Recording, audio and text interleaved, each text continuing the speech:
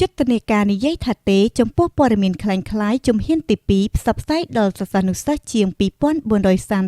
2436នាក់នៅវិទ្យាល័យហ៊ុនសែនភ្នំស្រួយនិងវិទ្យាល័យបណ្ឌិតឡុងសៀមក្នុងស្រុកភ្នំស្រួយខេត្តកំពង់ស្ពឺ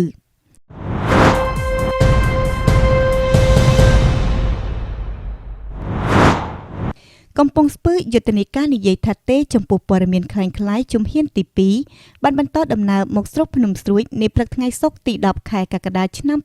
2026នេះយុទ្ធនាការជំហានទី2ដែលដឹកនាំដោយមន្ទីរព័ត៌មានខេត្តកំពង់ស្ពឺដើម្បីពង្រឹងអក្ខរកម្មព័ត៌មាននិងប្រព័ន្ធផ្សព្វផ្សាយ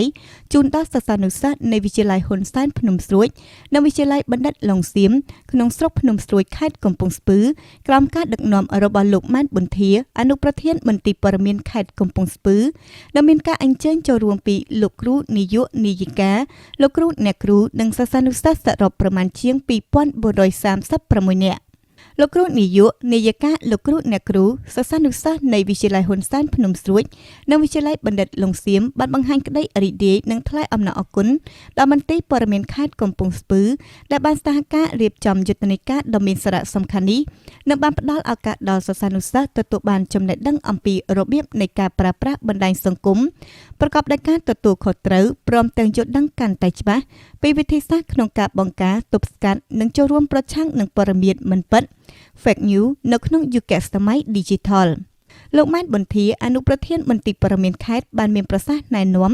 ដល់សិស្សានុសិស្សដែលពីព័ត៌មានคล้ายៗគឺជាអាវុធលាក់មុខដែលអាចបំផ្លាញសណ្ដាប់ធ្នាប់សង្គមនិងសេចក្តីថ្លៃថ្នូររបស់បុគ្គលបានយ៉ាងងាយក្មួយៗជាទំពាំងស្នងឫស្សីនិងជាអ្នកប្រើប្រាស់បណ្ដាញសង្គមយ៉ាងសកម្មដូច្នេះត្រូវមានវិចារណញ្ញាណខ្ពស់មុននឹងចុច share ត្រូវសួរខ្លួនឯងថាតើព័ត៌មាននេះពិតឬคล้ายៗចេញពីប្រភពណានិងផ្ដល់ផលប្រយោជន៍ដល់សង្គមដែរឬទេព័ត៌មានคล้ายៗគឺជាបញ្ហាប្រឈមដ៏ធំមួយនៅក្នុងយុគសម័យ Digital ដែលវាបានជះឥទ្ធិពលអវិជ្ជមានយ៉ាងខ្លាំងដល់បុគ្គលម្នាក់ៗនិងសង្គមជាតិទាំងមូលព័ត៌មានคล้ายៗជារឿងដែលត្រូវបានគេប្រើប្រាស់ដើម្បីញុះញង់បង្កើតការរើសអើងជាតិសាសន៍សាសនាឬនិន្នាការនយោបាយដែលធ្វើឲ្យមានការបែកបាក់សាមគ្គីភាពនិងអាចឈានទៅដល់អំពើហិង្សាទៀតផងយុទ្ធនាការជំហានទី2នេះមិនត្រឹមតែផ្ដល់នូវចំណេះដឹងជាមូលដ្ឋានគ្រឹះដ៏រឹងមាំទប់ទល់នឹងផ្សាយបែបបំពុលឬបំភ្លើបំភ្លៃប៉ុណ្ណោះទេប៉ុន្តែថែមទាំងបានបំផុសស្មារតីដល់យុវជនជំនាន់ក្រោយឲ្យក្លាយទៅជាភ្នាក់ងារសន្តិសុខ Digital ដ៏សកម្មក្នុងការផ្សព្វផ្សាយបន្តនូវព័ត៌មានពិតមានប្រភពច្បាស់លាស់និងរួមចំណែកកសាងបរិយាកាសព័ត៌មានប្រកបដោយសុវត្ថិភាពនិងទំនុកចិត្តនៅក្នុងសង្គមជាតិទាំងមូលនៅក្នុងឱកាសនោះដើម្បីឲ្យយុទ្ធនាការកាន់តែមានភាពរស់រវើកនិងជ្រាបចូលក្នុងស្រទាប់យុវវ័យ